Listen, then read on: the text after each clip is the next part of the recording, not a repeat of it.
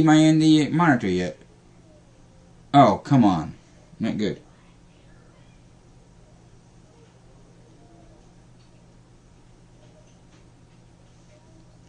Alright, okay, there we are.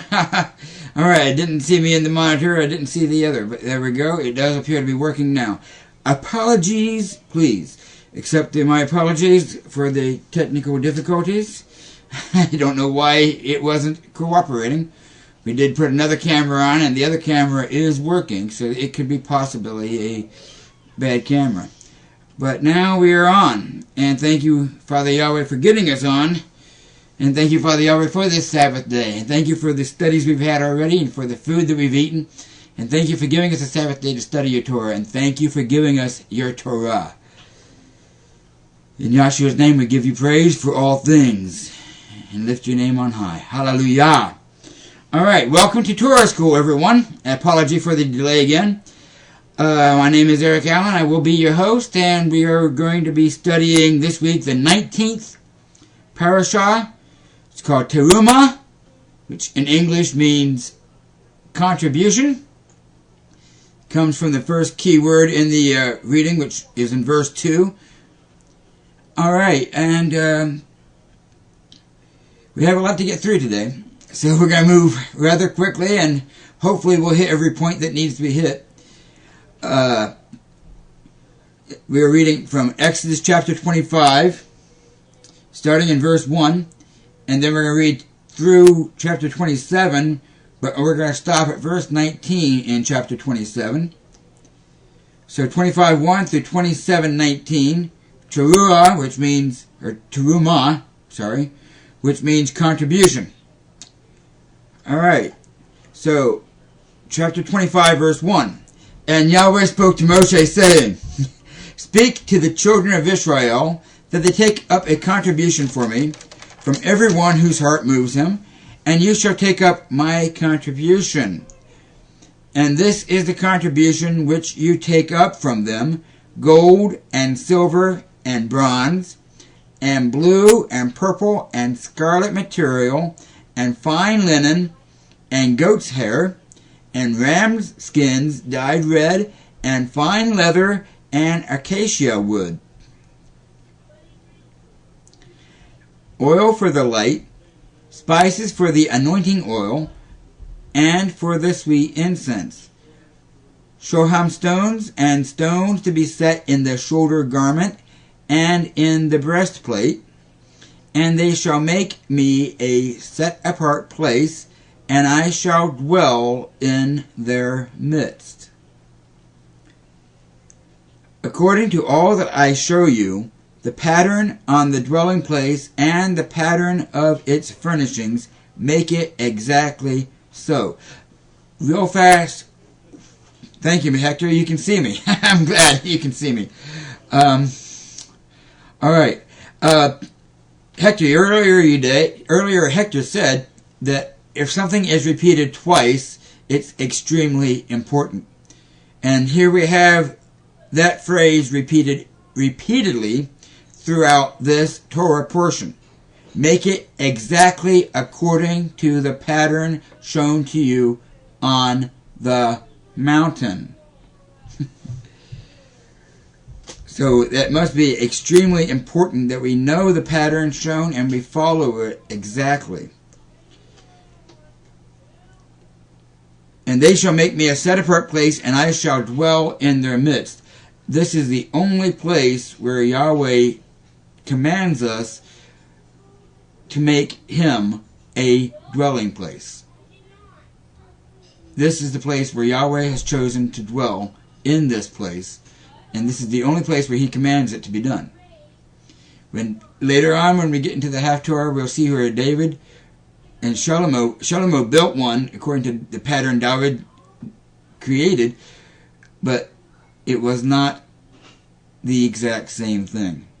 Yes, Yahweh's presence did fill the place to an extent, and Shalom said it's a place for your name. Here, we are building a place for him to dwell. So this is extremely important, and we get into that also when later on when Shaul and Paul says that now we are the dwelling place. So it will get interesting. But anyway, right now, it has been repeated, or has been said once. Make it exactly as you see the pattern. And you shall, okay, verse 10, and they shall make an ark of acacia wood, 2.5 cubits long, 1.5 cubits wide, and 1.5 cubits high. We're not going to do the conversion as we did a couple weeks ago. Some versions of the translations also say amah. Other modern days try to do a conversion on those. And you shall overlay it with clean gold inside and outside, and you shall overlay it. And you shall make it a molding of gold all around. And you shall cast 4 rings of gold for it, and put them in its 4 corners, 2 rings on one side, and 2 rings on the other side. And you shall make poles of acacia wood, and overlay them with gold, and shall put the poles into the rings on the sides of the ark, to lift up the ark by them. The poles are in the rings of the ark, they are not taken from it. And into the ark you shall put the witness which I give you. That's an interesting. Into the ark we're going to have the tablets of stone which were written originally with Yahweh's own finger.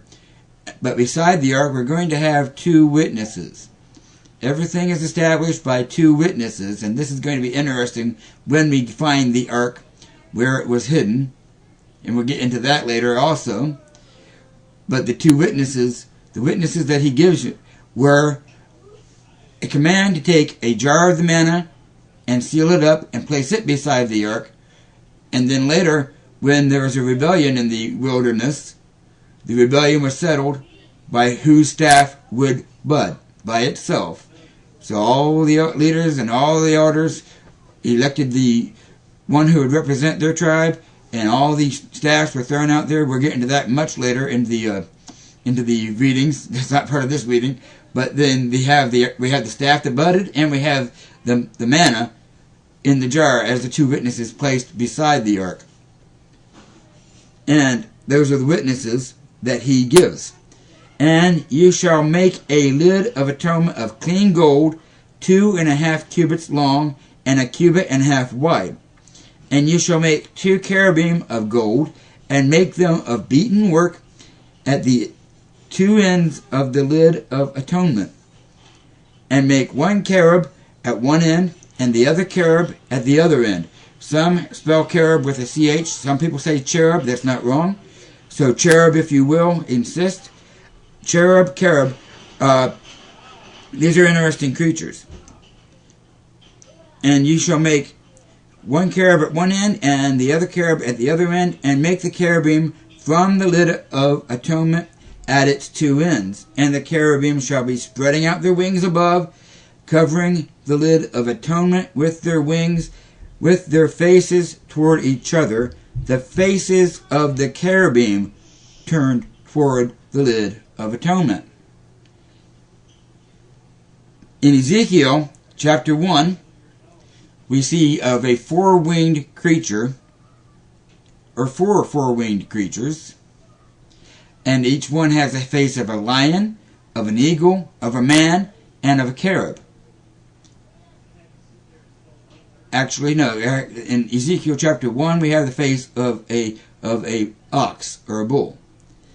And in Ezekiel chapter 10, we had the face of a cherub. So we know that that is resembling the face of the cherub, and those 2 are the faces that should be facing each other. Also in Revelation, let's see where we're at. Revelations chapter...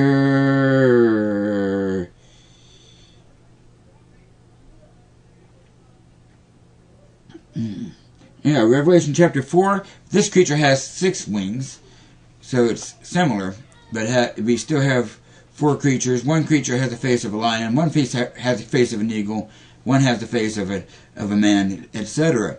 So they're similar, and that's describing a cherub, because Ezekiel clearly says he knows that it is a cherub. So that's what we are making here, a beaten work.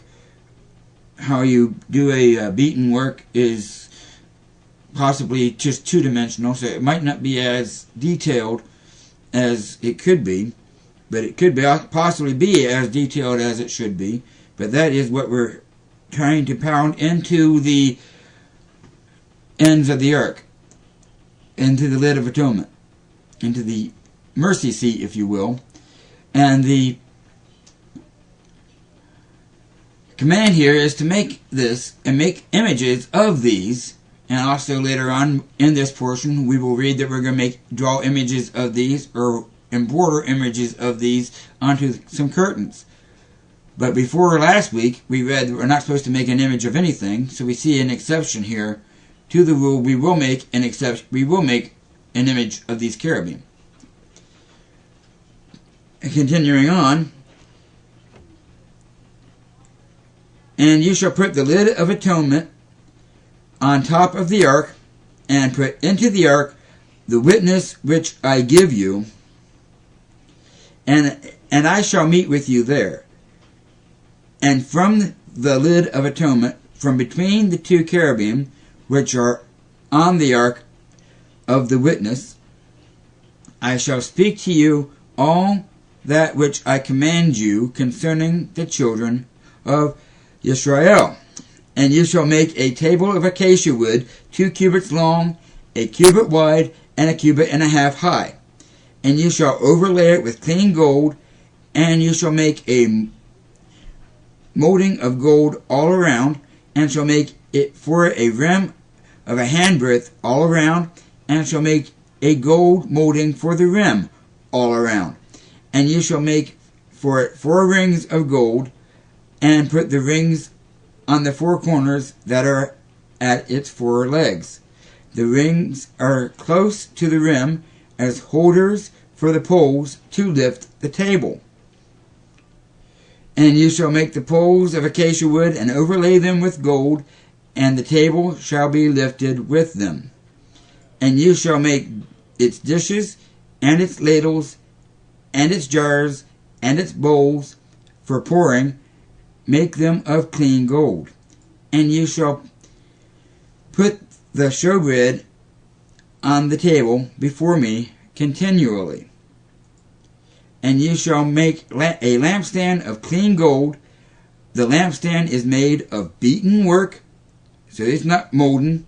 It's made of beaten work again.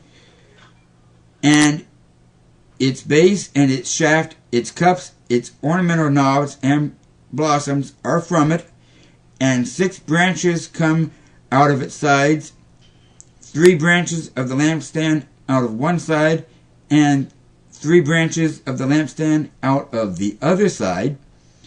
3 cups are made like almond flowers on one branch, with ornamental knob and blossom, and 3 cups made like almond flowers on the other branch, with ornamental knobs and blossom. So for the 6 branches coming out of the lampstand, and on the lampstand itself are 4 cups made like almond flowers with ornamental knob and blossom, and a knob under the first 2 branches of the same, and a knob under the second 2 branches of the same, and a knob under the third 2 branches of the same, according to the 6 branches coming out of the lampstand. Their knobs and their branches are of the same, all of it one beaten work of clean gold.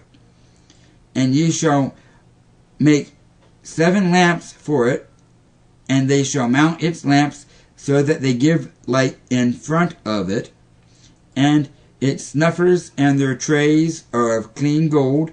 It is made of a talent of clean gold, with all these utensils. So see and do according to the pattern which was shown to you on the mountain. I said this will be repeated repeatedly, and it will be. It's very important that we follow the pattern exactly. And we will get into Hebrews chapter 4, I think, has that one. Or chapter 9. One of those. Yeah, Hebrews chapter 9 has that one. And we will get into the importance of why we have to follow that pattern exactly. And chapter 26, and make the dwelling place with 10 curtains of fine woven linen and blue and purple and scarlet material. Make them with cherubim, the work of a skilled workman. So we're going to have cherubim woven, embroidered, or somehow put on these 10 curtains as well. The length of each curtain is 28 cubits, and the width of each curtain 4 cubits, all the curtains having one measure. 5 curtains are joined to each other, and 5 curtains are joined to each other.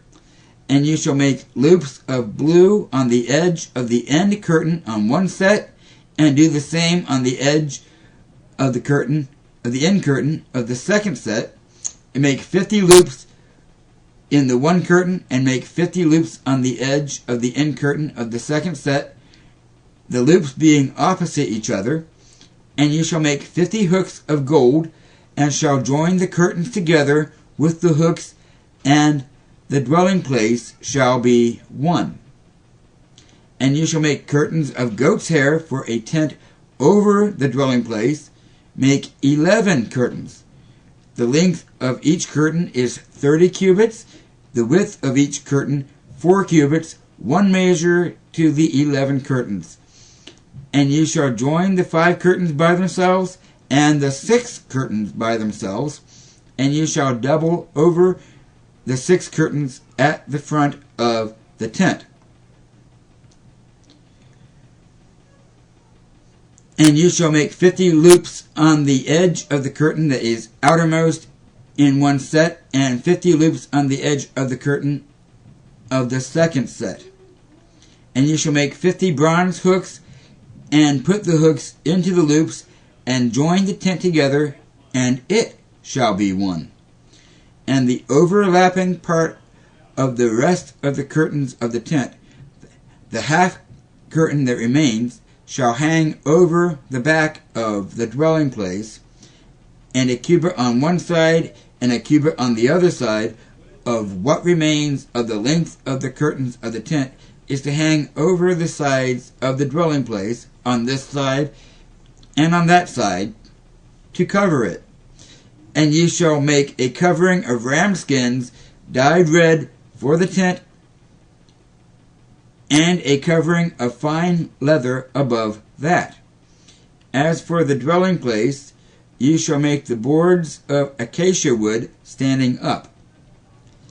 10 cubits is the length of a board, and a cubit and a half is the width of each board. 2 tenons on each board for binding one to another. Do the same for all the boards of the dwelling place. And you shall make the boards for the dwelling place 20 boards for the south side, and 40 sockets of silver under the 20 boards, 2 sockets under each of the boards for its 2 tenons. And for the second side of the dwelling place, on the north side, 20 boards, and their 40 sockets of silver, 2 sockets under each of the boards. And for the extreme parts of the dwelling place, westward, make 6 boards, and make 2 boards for the back corners of the dwelling place. And they are double beneath, and similarly, they are complete to the top, to the one ring, so it is for both of them. They are for the 2 corners. And they shall be 8 boards, and their sockets of silver, 16 sockets, 2 sockets under the one board, and 2 sockets under the other board. And you shall make bars of acacia wood, 5 for the boards on one side of the dwelling place, and 5 bars for the boards on the other side of the dwelling place, and 5 bars for the boards of the side of the dwelling place, for the extreme parts westward, with the middle bar in the midst of the boards, going through from end to end, and overlay the boards with gold, and make their rings of gold as holders for the bars, and overlay the bars with gold. And you shall raise up the dwelling place according to its pattern, which you were shown on the mountain, and you shall make a veil of blue and purple and scarlet material, and fine woven linen, the work of a skilled workman made with cherubim. And you shall put it on the 4 columns of acacia wood overlaid with gold, the hooks of gold upon the 4 sockets of silver. And you shall hang the veil from the hooks, and shall bring the ark of the witness there beyond the veil, and the veil shall make a separation for you between the set apart place and the most set apart place. And you shall put the lid of atonement upon the ark of the witness in the most set apart place. And you shall set the table outside the veil, and the lampstand opposite the table on the side of the dwelling place toward the south, and put the table on the north side. And you shall make a covering for the door of the tent of blue and purple and scarlet material, and fine woven linen made by a weaver. And you shall make for the covering 5 columns of acacia wood, and overlay them with gold, their hooks of gold, and you shall cast 5 sockets of bronze for them. A lot of dimensions, a lot of specific instructions, and every instruction must be followed exactly as it was shown on the mountain, exactly as Moshe is speaking it. Right now Yahweh is speaking it to Moshe, but Moshe will speak it, and we will see that it was followed exactly when we get into other readings. And everyone says, why is this so important that we study this, that we read this, and why is it repeated over and over and over throughout the rest of this book?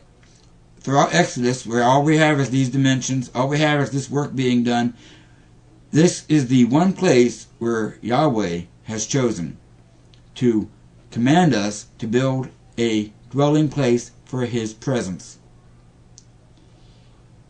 Now, we said we're going to get into that where Paul says, now we are the temple and He dwells with us.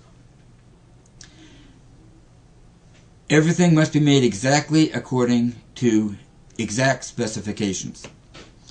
In Matthew chapter 12, verses 43 through 45, we read of when a demon is cast out of us. It goes around wandering about and comes back and finds a place clean, swept, decorated, and empty. So it's empty because the person did not allow Yahweh in. It's decorated, possibly still having some images of idolatry still hanging within our hearts. And it comes back and brings 7 of its friends. We are to build this place for Yahweh and Yahweh alone. No other mighty one can dwell in this place. Translating that over to we are the temple, we are also given exact specifications of what garments we are to wear. We don't wear wool and linen together, and some can interpret that in modern day language as even cotton and polyester. But that's up to subject to interpretation, and it's what's in your heart. If it's in your heart to build the perfect dwelling place, then we have specific instructions on what we are to wear, how we are to act, when we are to gather together. Even on the 4 corners of our garments, we are commanded to have a fringe and to bind that fringe with a blue cord. How seriously you take this is how seriously you take this, and I'm not going to be condemning or anyone else because it's not my place. Just a challenge that if you really, really desire Yahweh to dwell with you, may I suggest, and it's just a suggestion, that there are specific instructions on how to prepare His dwelling place. Your heart, your body, the temple. the dwelling place for Yahweh. We're not going to get too deep into that, but that is extremely important that we follow the pattern on the mountain when we're building this tabernacle in the wilderness.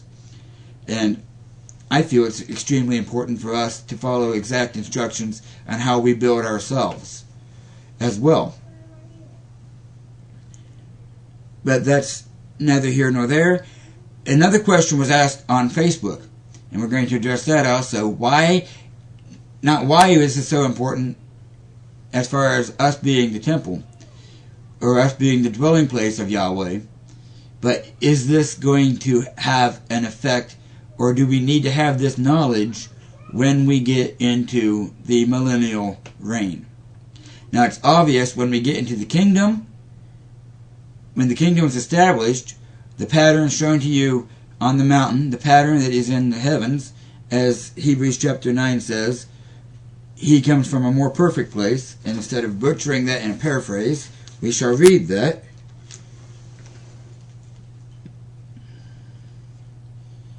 And it's Hebrews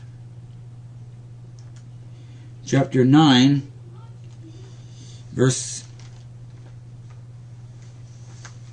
We'll find it. Yeah. I wrote it down someplace there in my notes.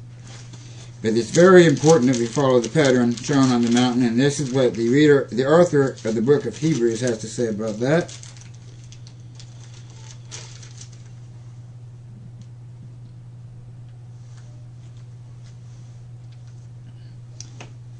Okay.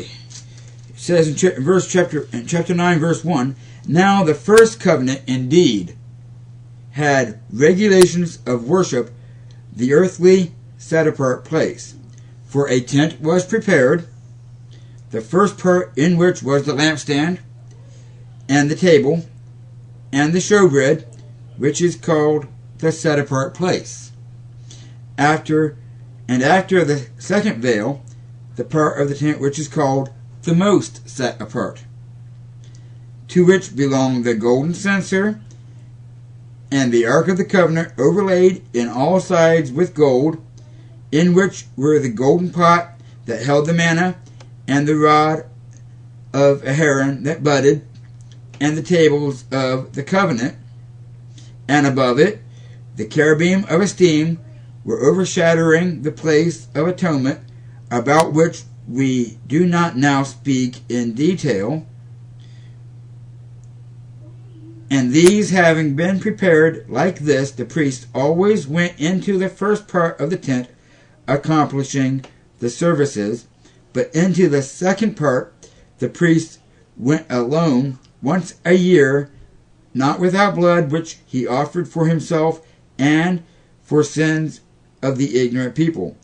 The set-apart spirit signifying this, that the way into the most set-apart place was not yet manifest while the first tent was standing, which was a parable for the present time, in which both gifts and slaughterings are offered, which are unable to perfect the one as to his conscience."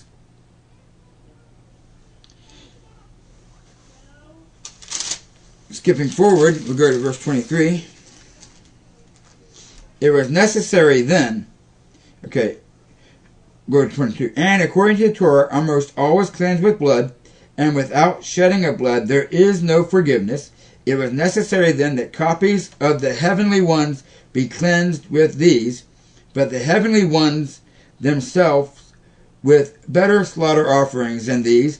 For Messiah has not entered into a set-apart place made by hand, fingers of the true, but into heaven itself, now to appear in the presence of Elohim on our behalf, that he should not offer himself often as the high priest enters the set-apart place year by year," etc., etc. So here it is described that this pattern shown to him on the mountain is a copy of what is in the Shamayim, what is in the heavens. So when we see the dwelling place come down from the sky, this is exactly what we are trying to make a copy of here That's why it's important that we have these distinct, exact specifications, exact measurements. That being said, we do know that this is going to be a perfect copy of what is in the heavens. So, it's very important that we know this. For the millennial reign, possibly no.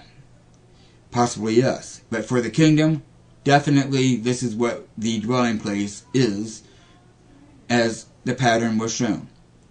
For the millennial reign, it is possible that there are still some people there that could deceive us. It's possible that there's not. It depends on how you look at the millennial reign. But if there were people that could deceive us, and Yeshua said if it were possible, even the elect would be deceived. If we know these dimensions, inside, outside, to the T, and someone builds a false one and tries to fool us into entering into the false one, we would begin to automatically say, no, that's not the right one. This is wrong. So it's extremely important that we do study these and that we do know these. It does seem like a lot of repetition, a lot of measurements, a lot of specifications, but it does all make sense when we put it together as far as when the kingdom comes. Alright, now, that being said, we shall move on to chapter 27, verses 1 through 19. And here we're making the altar of acacia wood. Verse 1, and you shall make an altar of acacia wood, 5 cubits long and 5 cubits wide. The altar is square, and its height 3 cubits. And you shall make its horns on its 4 corners. Its horns are of the same, and you shall overlay it with bronze, or copper, or brass. Some error in the translation coming from the Hebrew to the English. There are many words that could describe that. And you shall make its pots to receive its ashes, and its shovels, and its basins, and its forks, and its fire holders. Make all the utensils of bronze, and ye shall make a grating for it, a bronze network, and it shall be on the network 4 bronze rings at its 4 corners, and you shall put under the rim of the altar beneath, so that the network is halfway up the altar. And you shall make poles for the altar, poles of acacia wood, and overlay them with bronze. And the poles shall be in the rings, and the poles shall be on the 2 sides of the altar for lifting it. Make it hollow with boards, as it was shown to you on the mountain, so they are to make it. And ye shall make the courtyard of the dwelling place for the south side, screens for the altar, made of fine woven linen, 100 cubits long for one side, and its 20 columns, and their 20 sockets of bronze, the hooks of the columns, and their bands of silver. And for the north side, in length, screens 100 cubits long, with its 20 columns, and their 20 sockets of bronze, and the hooks of the columns, and their bands of silver. And with the width of the courtyard on the west side, screens of 50 cubits, with their 10 columns, and their 10 sockets. And the width of the courtyard on the east side, 50 cubits, and the screens on one side of the gate, 15 cubits, with their 3 columns, and their 3 sockets. And on the other side, screens of 15 cubits, with their 3 columns, and their 3 sockets. And for the gate of the courtyard, a covering of 20 cubits long, of blue, and purple, and scarlet material, and of fine woven linen, made by a weaver, 4 columns, and 4 sockets. And all the columns around the courtyard have bands of silver, their hooks of silver, their sockets bronze. The length of the courtyard is 100 cubits, and the width 50 by 50, and the height 5 cubits, woven of fine linen thread, and its sockets of bronze. All the utensils of the dwelling place for all its service, its pegs, and the pegs of the courtyard are bronze. Alright, now there's a discrepancy and a dispute as to the actual layout of this. Do we have the curtains bound together and to the post all together at once? Or do we have the curtains bound to one side of the post and to the other side of the post? If we have the latter, then we have to include the size of the post in the total length of the courtyard all around. And some would say that that's the way it is. That's very important that we do understand that, and I can't say whether it's either way, whether the curtains are bound to each other and the post simultaneously, or bound to one side of the post and to the other side of the post. But it's all exactly to these specifications. Now our Haftorah is 1 Kings chapter 5, starting in chapter 5, verse 12, and then reading all the way through chapter 6, verse 13. What we have here is the contribution that Shalomo asked for, and he raised compulsory labor out of Israel, and the compulsory labor was 30,000 men, and he sent them to Lebanon to get the acacia wood, or to get the cedar wood in this case. And Shalomo had 70,000 burdens and 80,000 hewing stone in the mountains. And the sovereign commanded, and they brought large stones, precious stones, to lay the foundation of the house with hewn stones. And Shalomo's builders and Hiram's builders, the men of Gebal, did hew the stones and prepare the timber and stones to build the house. It came to be in the 480th year, after the children of Israel came out of the land of Mitzrayim, in the 4th year of the reign of Shalomo over Israel, in the 2nd month, that he began to build the house. And this is the house, and so he built the house, completed it, and paneled the house with beams and boards of cedar. And they built the side rooms and the structure of the house 5 cubits high, and they were fastened to the house with cedar beams. And the word of Yahweh came to Shalomo, saying, "This house which you are building, if you walk in my laws and do my right rulings, and shall guard my commands and walk in them, then I shall confirm my word with you, which I spoke to your father David, and shall dwell in the midst of the children, and not forsake the children of my people Israel." Again, Yahweh accepted it, but it was not what he commanded, and Shalomo said it specifically as a place for your name. Another place, Shalomo says, Solomon, if you will, says that he has built a place for the ark, a permanent resting place, and a place for the ark to dwell. Now we notice when we read if we would read all of it, that the poles of the ark were visible through the veil. Here in the tabernacle, they're not. The ark is placed in the middle, and the veil covers all around. But in the temple that Solomon built, we have the poles of the ark showing through. If we know the dimensions of the temple he built, it would have fit perfectly in the middle, but we have it set forward toward the front. There are many speculations about this. Some say that the ark was never really there. It was just a fake one, and the poles were set there to make as a deception. I don't buy into that. I see it being the real ark being set forward, but the platform that the ark was supposed to be set on was actually a hidden compartment leading into a place where they could hide the ark.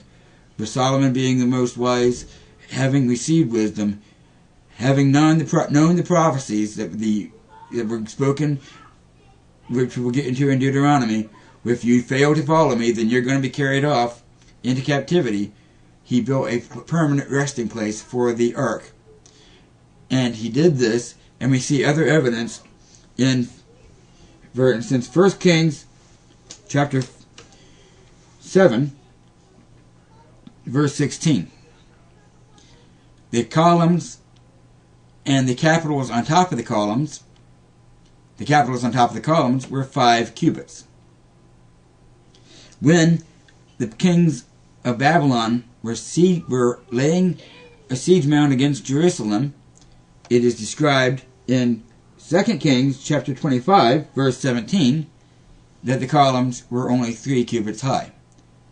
If that platform had a foundation stone on it, and they moved that foundation stone and carried it off the platform and put it on someplace else, which triggered a switch, the columns would push the sand down, possibly sand, possibly some kind of oil. In a hydraulic system, the columns would come down and the platform would lift up. It's just a speculation on my part, but that's the way I see it, that the ark was actually hidden in that compartment. And I think that the ark will actually be found. I described what the cherubim looked like, and I've seen pictures. I haven't seen the real thing. I haven't been to Israel, so I don't know. But the pictures that I'm seeing of them trying to prepare to build that third temple, the ark that they're preparing does not have what was described in Ezekiel chapter 10, Ezekiel chapter 1, and Revelation. These creatures that they're putting on the ark don't look similar in any way, shape, or form. And to follow up, in Jeremiah chapter 52, verse 22, when they're carrying these capitals to Babylon, they're 5 cubits high again. When they're carrying them back from Babylon. So 5, then 3, then 5. So they're 3 cubits high only when they carry the capitals down. And when they separate the capital from the column, when they tear the column down, they're 3 cubits. But when they separate them, they're 5 cubits. That is a possible explanation for why that is that way. Again, the importance here. In Matthew chapter 5, verse 33, we read, "You shall not swear falsely, but perform your oaths. But I say, do you not swear at all by the heaven, for it is Elohim's throne," reiterating what we read in Hebrews, "nor by the earth, for it is his footstool, nor by Jerusalem, for it is the city of the great sovereign, nor swear by your head, for you are not able to make one hair white or black, but let your yea be yea, and your no be no, and what goes beyond that is of the wicked one." This reiterates the fact that this is a dwelling place for Elohim. In Hebrews, where we're at, there was one more point I wanted to drive home. All right. Oh, let's leave the Hebrews alone. The name of this portion is contribution, and Yahweh loves a cheerful giver. We had that covered also in Hector's message today as well. And parts of it I was listening to while we were waiting for our Bible study, which got delayed. And after our Bible study was delayed, I come in here and have computer problems, so I apologize for the late start on this. But we read here in Corinthians, 2 Corinthians chapter 9,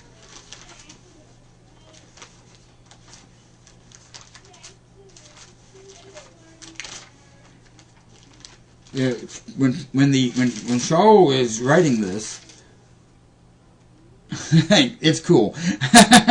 All right, thank you. Thank you very much. It's cool. I apologize for the delay, and we're almost ready to wrap this up. But in 2 Corinthians chapter 9, we read, when Saul was writing this, there's obviously persecution going on. There's been tribulation throughout every generation. Every generation has trials and tribulations. Every generation's had the opportunity to choose the mark of the beast. Now, in my opinion, and this is all speculation. When you see a vision, visions are subject to interpretation.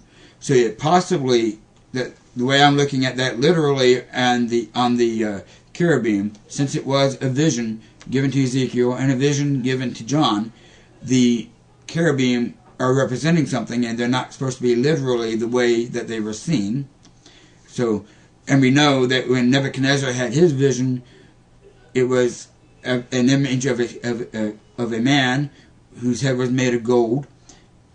It was clearly not a commandment to make that image, even though later on we see that he did.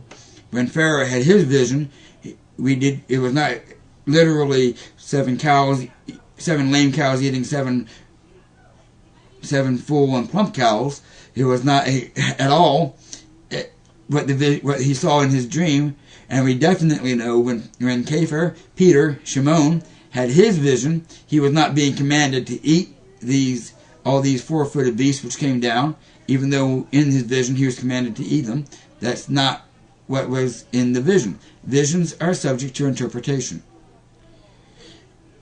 So, Revelation is subject to interpretation, but the way I see the beast, especially after studying Daniel, beasts always represent government. So beast worship would be government worship. So when we exalt the government to be our provider, when we exalt the government to be our mighty one, if you will, and we actually look to the government for everything, as we should be looking to Elohim, that is government worship, that is beast worship. And I think all throughout the ages, everyone has had the opportunity to take the mark of the beast. It would not be fair for some generation to come, possibly this one, possibly one in the future, to be the only ones that have a chance to deny the mark of the beast, and everybody else gets a free pass. I see every person in every generation having the opportunity to take that mark. And that being said, those in Jerusalem who would not follow the Pharisees, they had an ador for Yahweh. I'll give them that. They were afraid that if Israel was punished because of disobedience, so now they're going to lock Israel into obedience and make these hard, fast laws. And now the taught ones of Yahshua are going against the teachings of the Pharisees and are standing in the Pharisees' eyes in opposition. Not necessarily in the hearts of the people of Jerusalem, but still they're starving and they're having persecution because they refuse to bow down to Rome, as the Pharisees have made a pact with Rome to be able to enforce these laws and keep Israel pure. They made a little pact there. They said, now we're going to be okay, we're going to keep these people, and we're going to be allowed to worship on Sabbath, we're going to be allowed to follow these rules, and they followed through with that.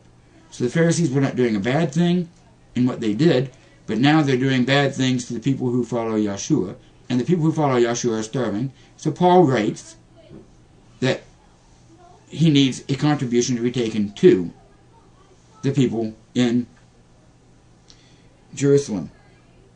I'm just going to end it with that, because that's basically what he writes right here. And I've explained it very well. So anyway, shalom. Everyone, welcome. And thank you very much for joining us tonight. If we have any more comments, go ahead and type them in. And I forgot to mention that earlier, how to do that for anyone new who was on there. But anyone who is on there is on the Facebook. Go ahead and type your questions in onto the. You're welcome, DJ Huck. Very much. Type your questions into the Facebook, and I will be trying to get the email up and running and a website up and running where we can have continued discussions as well. Until next week, we will say shalom, everyone. And thank you, Father Yahweh, for your Torah, and thank you for this Sabbath day. And as we go about our business in this week, may we keep in mind your kingdom. May we keep in mind the work that you would have us do, and be diligently doing your work to build your kingdom, to bring people into your kingdom, to show your love to the world, and to teach them your ways, and to help them overcome and become part of your kingdom. That should be our main focus as we go about our work. Let us do our work diligently But keep in mind that there is a higher calling and a higher work that needs to be done. Keep us safe this week as we continue on. Please keep us from evil. And may your kingdom come quickly. And may we be working to build your kingdom. In Yahshua's name we ask. Make it so. Hallelujah. With that, everyone, shalom. And Yahweh bless. And thank you for joining us. And have a great week. Hallelujah. Shalom.